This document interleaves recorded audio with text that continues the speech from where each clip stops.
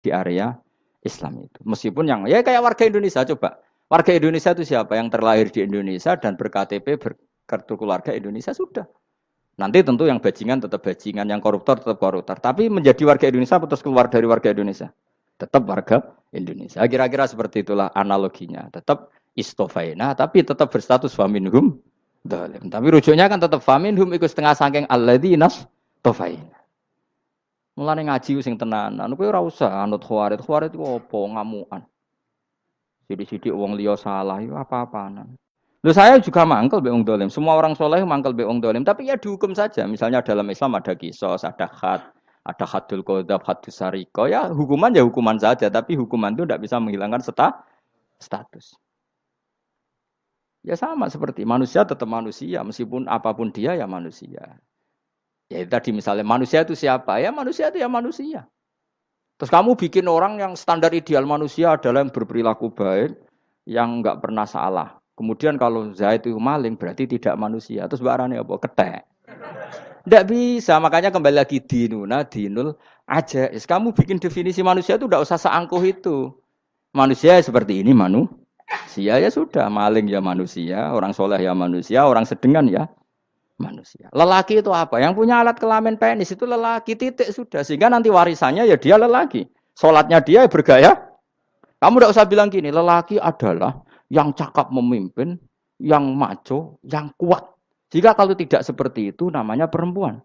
Terus kamu membolehkan yang seperti ini jadi makmumnya perempuan. Imamnya perempuan sing maco. Kacau enggak kalau agama nuruti logika-logika itu? Enggak, jawab aja. Kacau. Lalu lucunya sekarang banyak kecerdasan yang mengarah ke sana. Makanya agama ini jadi kacau. Karena sudah ada dinul ajais. Agama ini agama ummi. Ya agama ini agama ummi. Kata Allah, huwaladzi ba'atsa fil ummiyin. Ummiyin itu lugu itu polos. Jadi kalau orang polos misalnya gini. Ini apa? Kira-kira kalau jawab orang polos ini. Jam. Bagus kan jam? Jam untuk apa? Penunjuk waktu. Ya sudah seperti itu. Tapi kalau orang engkek. Ini itu apa jam? Itu barang murahan. Bulat kan oleh jawab. Ono numpak mobil carry itu apa? Itu black melaku. Yang mobil itu Alphard. Jadi kacau. Enggak boleh agama dibawa ke sana. Apa? Agama di sana dibawa ke sana. Nah itu madzhabnya ahli sunnah apa? Wal jamaah. Ketika Rasulullah ngendikan la yu'minu ahadukum hatta yuhibba li akhi, ora kok diarti ini ora iman. Sehingga yang menyala itu tidak iman, tidak seperti itu cara mengartikan ahli sunnah wal jamaah. Karena status itu tidak pernah hilang. Yang hilang hanya kesempurnaannya. Paham ya? Kesempurnaan kita jadi manusia hilang karena kita maling, karena jadi koruptor. Tapi tetap kita manusia. Kesempurnaan kita sebagai orang mukmin hilang kalau kita fasik. Tapi kita tetap mukmin. Paham ya? Makanya setiap hadis gitu kata ahli sunnah la yu'minu imanan kamilan. Wis dong ya? Dong? Ya terus alhamdulillah subhanallah. Ya udah alim mas malam 12. Malam Lailatul. Aku kadang yang melok goblok aduh. Saya tuh sering dididik sama bapak saya, sekumpul wong akeh ya kudu melok goblok guys. Makanya bapak itu kalau ada orang pidato, bapak kan juga enggak suka pidato juga, tapi ya kerso kadang-kadang. Saya pun kadang-kadang kerso. Asal sing utus pernah guru, pernah sepuh kadang kerso. Nah, bapak nak pengajian ngomongin balik dari bapak, malah bingung. Ngomong apa wae. Coba kita dengan PD-nya bilang Lailatul Qadar itu 21 sampai berapa? 29. Lailatul Qadar. Warna iki malam Lailatul Qadar. Lalu Lailatul Qadar keren tuh karena apa? Karena nuzulul Quran. Lalu nuzulul Quran tanggal 17. Lalu Lailatul Qadar tanggal berapa? Oh, ada nih. Alhamdulillah. Tapi ini jangan jadi keiskalan yang masif itu sudah difitnah. Coro Gus Bak, ya ora coro Gus Bak, coro Quran ngawur gitu. Sembrono. Memang aku tidak pendapat tentang Quran, ya dan ayatnya seperti itu. Maka yang benar, Lailatul Qadar itu kata ulama-ulama dulu, orang yang beramal soleh, ya itu sudah anggap saja dapat Lailatul Qadar. Ora usah ndelok esuk-esuk ndelok srengenge blerengen ta ora. Nek ora blerengen berarti untuk Lailatul Qadar. Jan mendung kan blereng piye. Terus bengi angite sayup-sayup. Anggere dini hari ya sayup-sayup blok aneh-aneh wae. Lah nek pikir segoyo ora, berarti wong laut gak tarah untuk Lailatul Qadar, ke segoro gitu langine bianter. Lah nek ning Dieng ya mesti sayup. Mau angin tok gunung wis kesel tadi tok sayup-sayup. Gawe ukuran ojo ngono, gawe ukuran ngono rak wong Dieng luwih ngrasa entuk Lailatul Qadar timbang wong Segoro Kidul. Segoro Kidul angine apa? Buanter. Padahal alamatnya ya sayup-sayup. Aneh-aneh. Maksudnya alamat ngono iku ora ngono. Maksudnya ayat iku Kanjeng Nabi mbak dawuh ngono maksudnya ora ngono. Wes dong ya. Ayo Lailatul Qadar tanggal. Aku seneng wong bodho. Kowe enak urip wis happy no? Happy. Ya saya ulang lagi ya. Jadi kejati dirian itu tidak bisa hilang dengan standar keidealan. Yang hilang itu standar apa? Keidealan. Misalnya kita maling ya eman lah sebagai orang mukmin kok maling. Warga Indonesia kok kriminal tuh eman, tapi dia tetap orang Indonesia. Orang Islam tetap Islam meskipun dia fasik. Sebab itu Allah ngendikan faminhum zalimul linafsi. Sebagian dari orang yang saya pilih dia adalah orang dolim. Ya dolim saja. Kamu jangan kamu katakan kafir ya dolim saja. Dolim kira-kira maknanya kurang ajar, kacau, kriminal. Tapi kan tetap dia orang Indonesia. Paham ya? Ya tetap dia orang Islam. Tapi Islam yang dolim. Ya seperti saya sering cerita. Saya pernah ketemu orang alim melaku-melaku di Tuban. Iku pilih tanggamu. Wong Islam kok doku. Wong Islam kok doku umat. Umat Islam kok do mabuk. Ya tentu oknum ya. Tapi jadi orang alim tadi, itu orang umat Islam. Islam sing kumat. Jadi orang Islam itu hanya dua, umat Islam sama Islam yang kumat. Jadi kalau pas fasik ya Islam kumat. Kalau pas waras umat Islam. Ya sudah itu bolak-balik. Ya, jadi umat Islam. Jadi kalau di Jogja atau di Jakarta ada orang mabuk, itu berarti Islam sang kumat. Kalau pas ngaji umat Islam. Tapi kadang orang yang sama ya kadang umat Islam, kadang Islam yang kumat. Ya sudah seperti itu. Dan nanti pas diambil Allah ya tetap statusnya dua tadi. Umat Islam dan Islam yang kumat. Jadi jelas ya. Jadi jelas sekali makanya orang Khawarij itu kata Rasulullah syarrul khalqi wal khaliqa. Ela-ela makhluk itu orang Khawarij. Karena dia menghilangkan status kejati dirian. Itu bahaya bagi kelangsungan negara. Negara maupun agama. Jadi misalnya kalau orang, nyuwun sewu misalnya ada orang kriminal di Indonesia. Terus dianggap gak warga Indonesia. Terus mau dibuang kemana? Coba. Sama kalau semua orang Islam yang salah dianggap kafir. Terus lalu mau kamu buang kemana? Padahal dengan kamu katakan kafir. Artinya dia sudah tidak wajib sholat. Orang kafir tidak wajib sholat, tidak wajib puasa. Apa tidak lebih ngeri? Karena dia tidak berkewajiban melakukan ibadah-ibadah Islam. Berarti Anda lebih ridho dunia ini rusak. Ya misalnya Zaid karena megang patok kuburan atau melakukan dosa besar kamu katakan kafir. Setelah kafir dia wajib sholat enggak? Tidak kan? Wajib puasa enggak? Berarti kan malah jura-jura. Karena mendorong orang keluar dari ring permainan kesalehan. Tapi kalau kita katakan Islam, kemudian kita bina. Kan ini jadinya aset. Dengan kamu katakan Islam artinya menjadi aset kan? Bandingkan kalau kamu katakan keluar. Paham ya? Makanya Nabi ngendikan ala umatku itu apa? Khawarij. Karena ini bahaya. Bahaya. Negara juga gitu. Andai kan kita berpikir ekstrim, yang melanggar negara tidak warga Indonesia. Yang demo tidak warga Indonesia. Sing beda pendapat dengan pemerintah enggak warga Indonesia, negara ini habis. Kehilangan 50% warga Indonesia. Ya biasa saja, yang salah ya salah, tapi tetap warga Indonesia. Kalau secara aturan hukum harus dihukum, ya dihukum. Asal objektif, asal adil. Kayak misalnya santri saya, yang santrinya Gus Bak itu siapa? Ya pokoknya sing ngaji. Kamu gak usah pakai definisi ideal. Sing ngaji, sing paham, sing ora ngantuk, sing pinter. Yo ngiyai dul. Mana. Jadi nek sing bener piye? Sing santri Gus Bak piye? Ya sing ngaji. Lah sing piye? Ya pokoke anggere sing teko ngowah-ngowah ya wis melok mlebu. Ora paham yo ngaji, paham yo ngaji.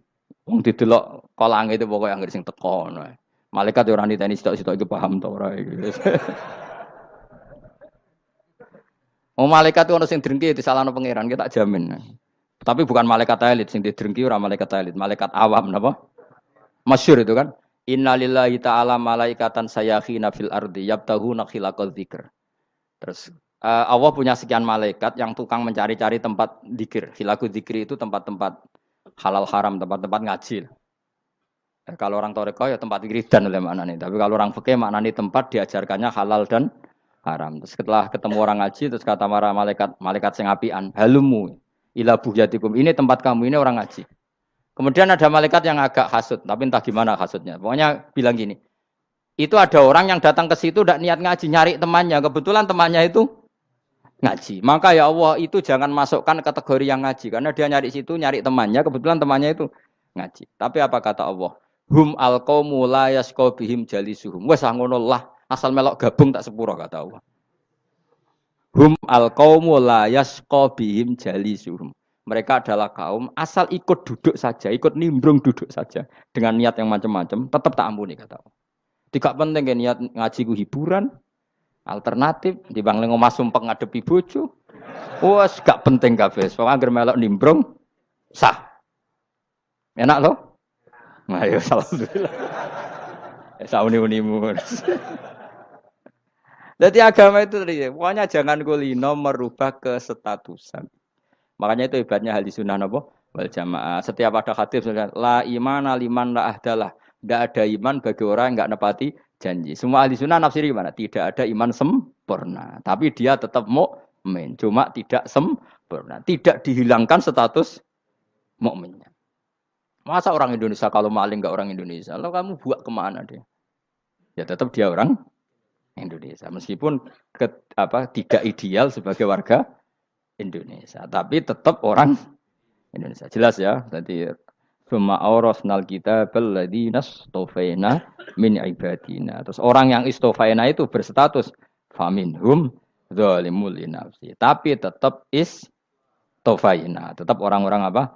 Pilihan. Karena kita alhamdulillah apapun fase kita dipilih Allah menjadi orang Islam. Alhamdulillah alladzi hadana li hadza ma kunna linahtadiya laula an hadana Allah. Dan kita alhamdulillah dengan segala kekurangan kita tetap dipilih Allah menjadi muslim. Para terima muslim pembawa jalalain, enggak keren dah. Jas kenapa? Jas.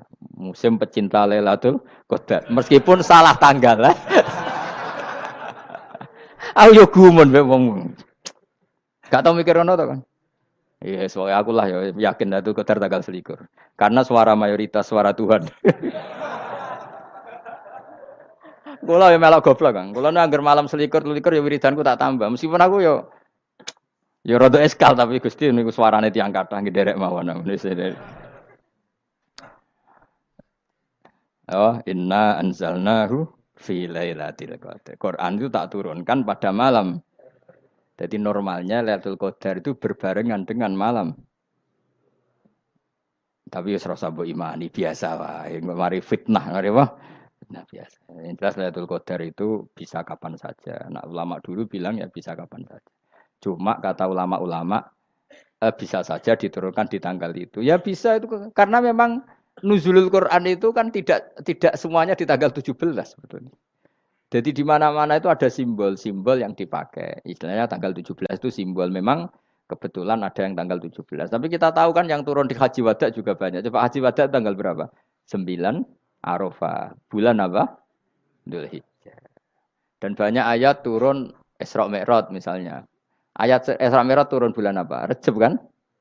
Ibu yang ngaji dora khatam kecangkeman. Jadi Quran itu tidak hanya turun di Ramadan. Ya biasa saja. Makanya kayak saya itu kan biasa ngaji Quran. Ya setiap saat anggap Lailatul Qadar. Cuma kita ya ikut umumnya orang Lailatul Qadar itu tanggal 21, 23. Aku lah senang malaikat sing bagian panitia itu ben jelas fokus di tanggal itu. Tapi kamu jangan pernah berpikir menafikan hari-hari lain bagi ulama tertentu, bagi wali-wali tertentu. Mereka ngalami Lailatul Qadar kullailah. Banyak wali yang bilang saya ngalami Lailatul Qadar kullailah. Maksudnya karena kullailah zaman Nabi itu pernah dituruni Quran dan semua itu artinya Lailatul Qadar. Tapi tentu ada simbol. Kayak kemerdekaan Indonesia itu dimulai tanggal berapa? 17 Agustus. Sebetulnya ya enggak. Ketika Jepang kalah itu ya sudah merdeka. Dan daerah tertentu sudah lama dulu merdeka kayak Aceh. Karena dia tidak merasakan dijajah Belanda. Daerah tertentu ada setelah diproklamasikan tetap berjibaku dengan penjajah. Banyak enggak ketika diumumkan kemerdekaan masih yang berjibaku ngelawan penjajah? Banyak. Tapi kita butuh simbol. Jadilah kita ngambil 17 Agustus. Ngono kok ra iso. Jadi tanggal itu ada tanggal hakiki, tanggal simbol. Meskipun yang hakiki ya simbol ya hakiki. Dong ya? Alhamdulillah. Ayo kok do pinter aku yo. Maksudnya ben kulino mikir, ben urip itu gak glonyar-gloyor ora jelas. Wah, halus, makanya goblokku barokah menang ngedel kula. Karena saya itu kenapa kok tahu goblok barokah itu gini ya. Satu supaya saya tidak takabur ya. Saya akan kecelok wong alim bin takabur. Dua jen wong goblok ya ono pinter ya, Mas. Kayak wong iku lho, kayak wong naik apa jenenge? Naik jambian apa? 17 Agustus apa? Apa? Tarungane apa? Panjat Pinang. Itu kan nilainya hanya berapa yang di atas kira? Kalau di sini berapa nilainya? Ini kalau diberikan diuangkan. 1 juta ada. 1 juta. Bagi penonton tuh kan gini. Cek goblok ya demi duit 1 juta gelepotan kayak gitu kan gini. Wong barang angel kok dilakoni. Goblok banget kan gitu jare sing ra melok. Tapi ya delok aku seneng. Tapi kon melok ora gelem. Lah duit 1 juta ya tak rewangi gitu. Orang goblok ya gitu. Dadi wong alim ku angel. Wis ngerti nak angel, maka ora usah melok barang angel kan gitu. Berarti pinter gak wong goblok ku? Tak warai ya. Dadi wong alim iku angel. Maka saya menghindari barang angel. Menghindari barang angel itu satu kepintaran. Berarti orang bodoh adalah pintar. Tawar. Jelas ya? Jelas ya? Alhamdulillah. Makanya kula nu kadang kok pinter kuwe mbak aku. Karena kamu tahu ngalim iku angel. Menghindari barang sukar itu pintar. Berarti wong bodoh iku pintar. Tapi pintar dalam kebodohan. Harus respect. Mbak wong bodoh kudu napa? Respect.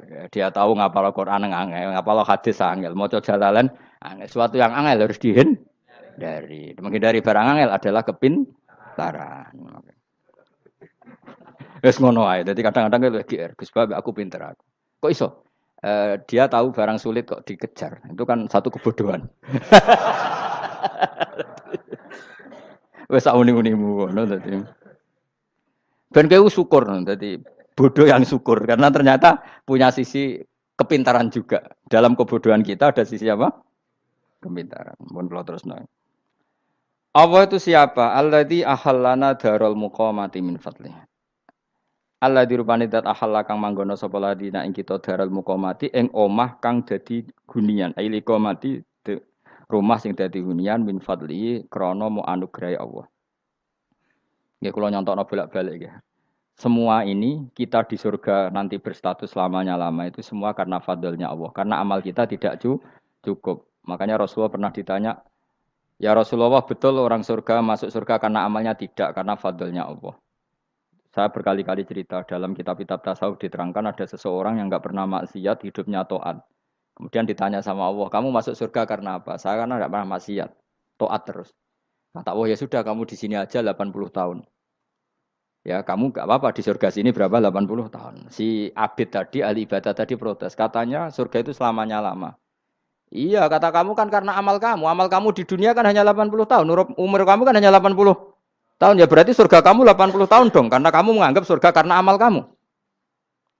Fair kan? Amal 80 tahun surganya. Tapi kata jenengan surga itu selamanya lama. Sing selamanya lama itu fadolku itu enggak ada habisnya. Kalau amal kamu ada habisnya. Terus kata orang tadi, "Ngimpun Gusti kula mbusga fadhole jalan." Gak aku kecewa jare. Jadi orang itu harus pakai logika. Makanya agama ini ojo nuruti cerdas sing enggak punya sanad. Lalu gunanya amal apa? Kalau kita masuk surga mergo fadhole pangeran, bocah kok geblek gendeng campur gak di sanad. Kita ini punya sanad dari guru-guru kita. Kalau semua surga Allah mensifati itu min fadli, ada unsur fadlnya Allah meskipun kita ngamal. Karena tadi, kalau karena amal kita hanya sak soleh-solehmu 80 tahun. Iku enak soleh terus. ABG puber pacaran, tua dadi mubalek, ya tora. Ayo ngaku ae. Tuane delok duang dutan, gede-gede sunah Rasul. Coba kewapir suwi bareng Islam anyaran sudah dadi mubalek. Banyak. Artinya enggak 80 tahun total kita jadi orang apa? Soleh. Mustafa ditung soleh ya lagi gayane saiki khusuk. Bisa numpak trail gaul. Untung rengono Harley dhisik. Nah, kalau karena amal kita berarti kita di surga hanya 80 tahun.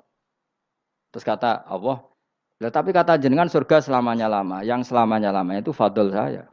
Anugerah saya itu tanpa batas.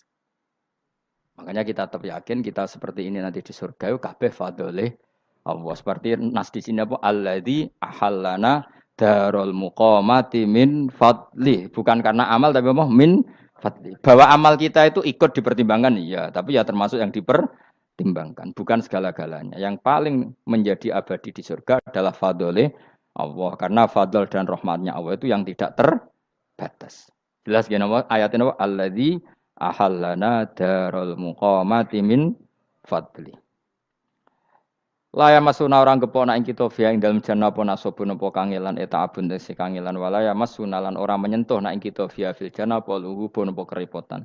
Iya untuk kesep kepayahan minata api saking repot. Li ada mitaklifi krana ora anane mukallaf via ing dalem jannah. Ning swarga supaya enak ora perlu traweh, ora perlu macem-macem. Semen kelon ambek widadari sing nganggur-nganggur semen kelon. Nak sing soleh-soleh papan atas sesuai pangeran sesuai kelas masing-masing napa? Sesuai apa? Kelas masing-masing. Nah sing kuapok melarat menawa numpak ampat ngalor gitu tuwabrakno bariku njaluk meneh tuwabrakno meneh. Saking dendame ning donya ora alpat ra iso numpak. Dadi numpak kan ya templongno jurang, paham ya. Bariku njaluk apa? Anyar meneh. Bojo ngono sing wayu buak gentine. Saking dendame di bojo elek ning donya. Serapopo gak masalah ini swarga aman apa? Wa dzikrusani uta nyebut sing kedua atabi'i kang anut lil awali maring sing awal kudu tasri karo nyeplosno binafsi lan nafekno lugu. Maksudnya nasab manane repot, lugu yo manane repot. Kok diatafno berarti bener-bener ning akhirat iku yo ora ono repot, ora ono kangelan. Waladina uta wong akeh kafaru kang kafir sapa ladina, iku lahum tetep kedhe ladina naru jahannam atau neraka jahannam. Orang-orang kafir itu pasti masuk neraka. La yuqtal. Maksudnya kafir dan dengan definisi yang mati alal kufri. Kalau masih di dunia kamu tidak bisa menvonis si A si B pasti kafir karena finalnya adalah di husnul khotimah atau suul khotimah. Maka status sekarang. Kita dikatakan mukmin ya sekarang, yang sedang kafir ya sedang kafir. Bisa saja yang sedang fasik nanti mati soleh, yang sedang soleh nanti mati fasik. Makanya kita enggak berhenti doa apa ya muqallibal qulub tsabbit qalbi ala dinik karena kita tidak pernah tahu. Makanya status kafir ya wamatu wahum kufar. Sebagian ayat apa wamatu wahum kufar, status yang permanen adalah dalam keadaan mati, dia dalam keadaan kafir. Tapi kalau masih di dunia gini enggak jelas. Makanya saya suwun ya, kalau kita harus toleransi sebagai warga Indonesia, kalau kamu orang alim, toleransi atas nama agama, karena yang sedang kafir pun tidak jaminan selalu kafir. Jadi kita tidak perlu musuhan, karena memang semuanya tidak mesti. Ya itu kalau atas nama nopo agama. Kalau atas nama negara ya memang kita berkawan atas nama sama-sama bangsa nopo Indonesia. Kalau atas nama agama ya memang nggak mesti juga. Bisa saja mereka husnul khotimah. Kita tidak pernah tahu. Makanya Allah terbilang waku lulina siapa husna dengan siapapun yang baik. Lah soal nak diperangi kita perang ra kudu wong kafir. Lah kowe dibaca wong Islam ya males. Lah ke meneng ae disembelih. Wah. Ya soal itu kan bab sial, bab mempertahankan apa di diri. Itu udah harus dengan orang apa? Kafir. Misalnya ada penjahat mau membunuh istri kamu tentu dibolehkan Islam melawan. Paham ya? Makanya di kitab-kitab fikih diterangkan ada bab di mana harbi itu kafir yang melawan kita itu boleh kita lawan. Tapi kata sarah-sarah itu udah harus kafir. Dalam konteks apa? Kita mau digarong orang atau istri kamu mau diperkosa orang ya kamu wajib melakukan perlawanan. Jadi tidak adifa anil dzali apa adifa anin nafsi. Makanya Nabi mengatakan mangkutila duna mali bahwa syahid. Jadi itu kan disiplin fikih. Makanya ngaji ya. Makanya tatus soleh juga gitu. Orang soleh yang sedang soleh enggak boleh kumo luhur, bisa saja suul khotimah. Kita punya cerita banyak. Misalnya Khalid bin Walid, Wahsi itu kayak apa Nabi bencinya sama Wahsi karena pembunuh Sayyid Hamzah. Tapi dia mati husnul khotimah. Sa'labah yang punya gelar merpatinya masjid karena selalu itikaf malah suul khotimah. Kita tidak pernah tahu. Dan tidak pernah tahu itu bagus. Karena menjadi mawas diri, menjadi tawadhu. Tawadhu itu ekspresinya macam-macam. Boleh ada ya ulama yang, ini cerita aja ya, ada ulama yang mau dicucuk. Alasannya didik santri atau masyarakat biar hormat sama orang alim. Itu ya benar. Ada ulama yang enggak kerso dicucuk. Alasannya saya sendiri untuk melawan ujub saya, keangkuhan saya, kesombongan saya. Ini namanya istihad. Boleh, bebas. Orang boleh. Kenapa? Istihad. Abdul bin Mas'ud itu enggak senang punya santri nderekno dia. Karena kata beliau, dilatan ditabe wa fitnatan lil mabuk. Yang nderekno itu hina, dia khawatir kumo luhur. Apa? Kiai kalau kelamaan di nderekno itu kan kumo luhur. Kadang gawa rokok era gelem, ono sing gawakno. Bahkan nyumet era gelem ono sing nyumetno. Padahal kok film geng Cina wae ngono. Geng Cina kan padha kan. Paham? Kadang kene bangga wong kok geng Cina kok apa? Tapi banyak juga ulama yang mau biar gue iling-ilingan di D. Enggak apa-apa, semua itu istihad. Kenapa semua itu enggak apa-apa kita. Makanya saya itu ya kadang salaman, kadang enggak. Karena istihad kita banyak. Uwais Al-Qarni itu enggak mau salaman. Bukan karena dia menolak salaman. Dia takut kalau ada tradisi begitu, orang dicucup-cucup terus sombong. Itu juga bahaya bagi yang dicucup. Tapi ya salaman tetap sunat. Kita tetap yakin salaman itu sunat. Karena mendidik anak atau masyarakat hormat sama orang alim. Tapi kalau itu terlalu masif, nanti orang yang abal-abal menjadi keangkuhan. Delok wong sakmenake nyucup aku kabeh. Keren gak? Keren apa nih? Soalnya jenengan ditakdir pun rokok aneh-aneh wae. Enggak ada yang keren di dunia. Yang keren adalah makanya Salman Al Farisi ketika dia sukses menaklukkan Persia, itu mau syukuran. Kata Salman Al Farisi, "Enggak, Jong. Kalau saya nanti masuk surga, saya mau syukuran, tak undang." Saya juga punya rencana syukuran di surga. Nanti tak undang sama. Dan enak kan enggak usah biaya undang, pesta besar-besaran. Kena seneng dugem-dugem ning kono ora ono maksiat. Sekono gawa babonmu, widadarimu gawa. Piro kan widadari piro? 70. Piro, Mas? Ki rencana piro, Mas? Piro? Rukun 70, Mas. Nanti tak undang. Saya punya rencana, pokoknya sekali masuk surga syukuran besar-besar. Kayak tak undang ra ono berarti ning neraka.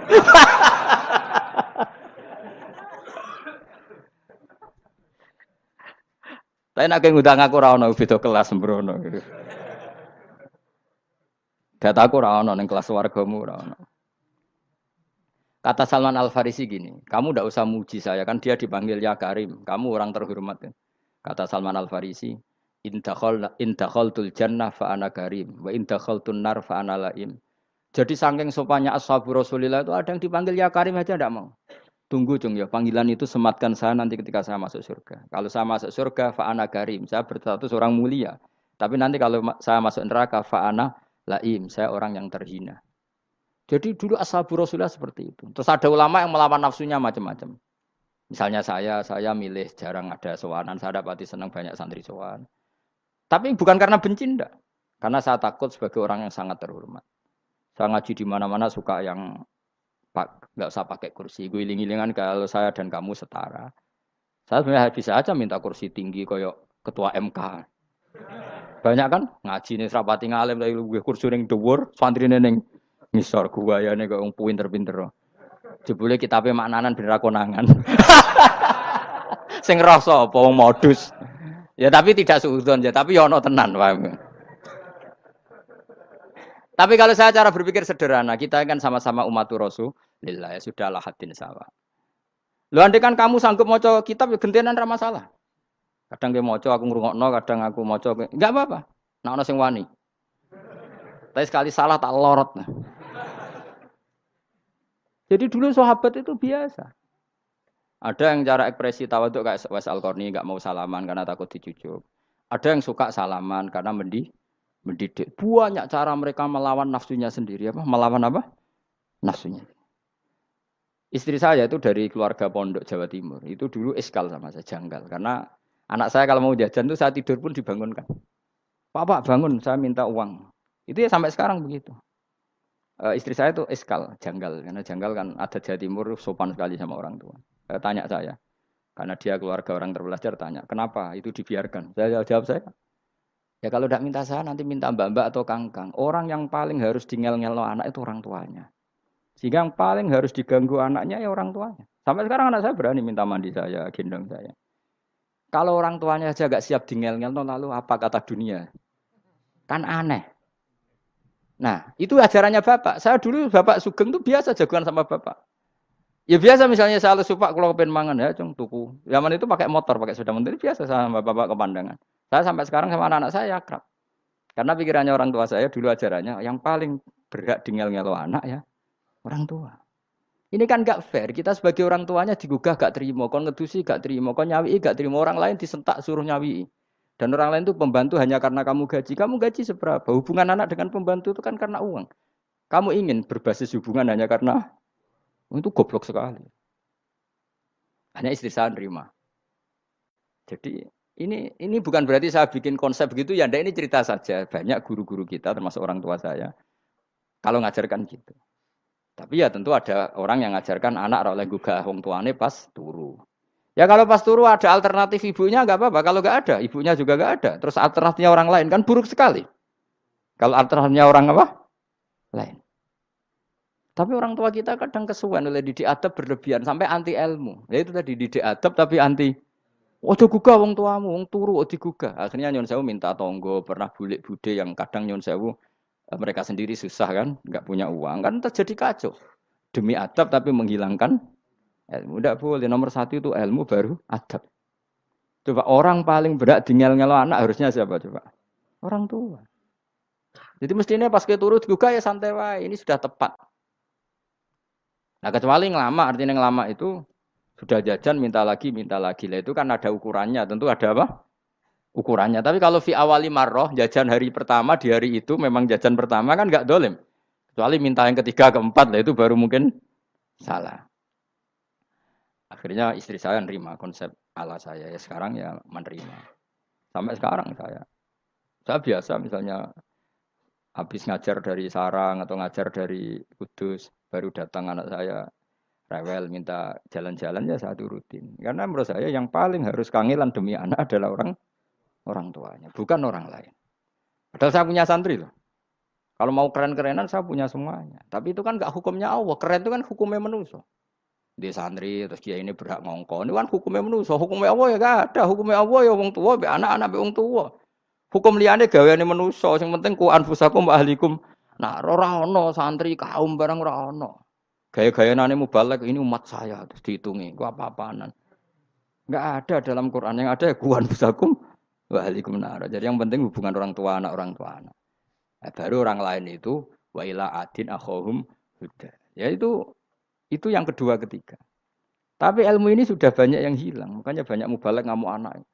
Bocah rasopan, aku nang jopo ning tinti wong wedi aku. Anakku dhewe rasopan. Lah bapak dhewe rasopan ya. Karena mendahulukan orang lain ngalahkan anak. Ketika anaknya rasopan dekne gremeng apa? Memangnya dia sopan cara hukumnya Allah dan Rasul. Ketika mendahulukan orang lain itu dalam status hukum Allah dan Rasul dia sudah tidak sopan. Ada dosen ngajar mahasiswanya dengan segala artikulasi terbaik, kemampuan bareng terangno anaknya sampai rasa-rasen. Ya gitulah baca sendiri di buku. Ya gitu. Karena di kampus dapat gaji, nambe anaknya ra entuk gaji. Banyak orang mulang ngarepe wong akeh iso tenanan, mulang anaknya ra tenanan. Mergo nak mulang wong akeh diapresiasi, nak mulang anaknya kadang tinggal dolanan kadang. Itu tidak benar, tidak seperti itu Islam mengajarkan. Islam mengajarkan nomor satu ku anfusakum wa ahlikum, jaga diri kamu dan keluarga. Makanya Rasulullah itu ngajari sholat Hasan Husain diajarin sendiri cucunya, diajak ke masjid diajarin. Meskipun jadi beri hak-haknya sebagai seorang anak, numpakin Nabi ya dibiarkan, tapi diajari kebaikan diajarin sendiri. Sampai Sayyid Hasan umur 8 tahun sudah menjadi rawi hadis karena memang diajari sendiri oleh siapa Rasulullah. Kayak apa? Kalau sekarang enggak, kiai cilik anak di pasrano candalem terus enggak mau tahu. Juga sidik itu pasrano pembantu. Barang anaknya akhlaknya kayak pembantu ngamuk. Memangnya yang bikin itu siapa? Yang memulai siapa? Nah, hukum-hukum begini itu harus kita mulai tegakkan. Ya kayak dipanggil ya Karim. Kita termuliakan tuh sampai berapa? Banyak kan dulu orang mobil aja dibukakan, dia boleh kecekel KPK. Pas mulia, Masya Allah, buka mobil ya tahu. Ngerti-ngerti cekel KPK. Kayak sama. Neng dionya disusul-susul sebenarnya rokok kan rugi, bener. Makanya saya ngikuti mazhab Salman Al Farisi. Saya sudah niat syukuran besar-besaran tak jamin, tak undang teman. Tapi daripada saman konangan nggak di situ, mendingan enggak ya. Karena kalau ada undangan nanti kelihatan siapa yang di dalam dan siapa yang di luar. Nggak usah ya, nggak usah. Nanti takutnya nggak ada di situ malah mari ngenes kulo. Kecuali nggak ada di situ, malaikat itu nggak ada Gus di kelas jenengan, tapi mungkin di bawah ada. Alhamdulillah kalau gitu mau beda napa? Kelas. Tapi nak sing sitok ning swarga sitok neraka innalillahi wa inna ilaihi raji'un. Tapi semoga malaikatnya hanya jawab gitu. Enggak ada Gus, kalau di kelas ini enggak ada. Mungkin di bawahnya ada. Tapi nanti pengurusnya nggak mau, pengurus warga itu. Nggak bisa ini. Kalau beda kelas harus pakai visa. Karena lintas apa? Negara. Ya jelas ya. Jadi kata Salman Al Farisi gimana? Jangan panggil saya ya Karim sekarang. Kalau nanti saya masuk surga, fa'ana Karim. Wa in dakhaltun nar fa'ana Laim. Laim itu terhina. Nah kalau semua orang berpikir begitu kan semuanya tawaduk, semuanya ada kumoluhur. Ya karena ya dunia ini nggak pernah jelas. Makanya Nabi yang Nabi saja berdoa apa ya muqallibal qulub, tsabbit qalbi ala dinik. Dat yang membolak-balikkan hati. Karena kayak apa kita mencintai Indonesia, mencintai masyarakat Indonesia. Tapi kayak apa kalau kamu sudah datang ke Singapura, rawang Singapura dinamis terus gerutu. Orang Indonesia itu pemalas, tidak kayak orang Singapura, dinamis maju. Tapi kalau urip di Singapura gak gelem. Tapi di Indonesia men gerutu, orang Indonesia tidak kayak orang Singapura. Cara aku nak ngomong ngono gak usah urip ning Indonesia, kau urip ning Budi. Singapura. Islam Indonesia gak mutu kayak ada di Timur Tengah, jubahan semua gini-gini. Enggak ana wong goblok ra iso ngaji jubahan ya dekne ra trimo. Goblok jubahan. Angel ngadepi wong iku angel. Lah terus kon piye? Sing biasa wae koyo kula jenengan wis biasa. Wae ngaji-ngaji, wae turu-turu, wae mangan-mangan wis biasa wae. Dinuna dinul aja. Agama kita, agamanya orang lugu. Yang penting hubungannya dengan Allah spesial bahwa kita yakin hidup kita namun bergantung kepada Allah Subhanahu wa taala dan kita selalu nyifati Allah nikmal maula wa ni'man nasir. Selagi Tuhannya Allah pasti kita ditolong. Apapun kondisi Indonesia, Tuhan kita tetap Allah, tetap ditolong.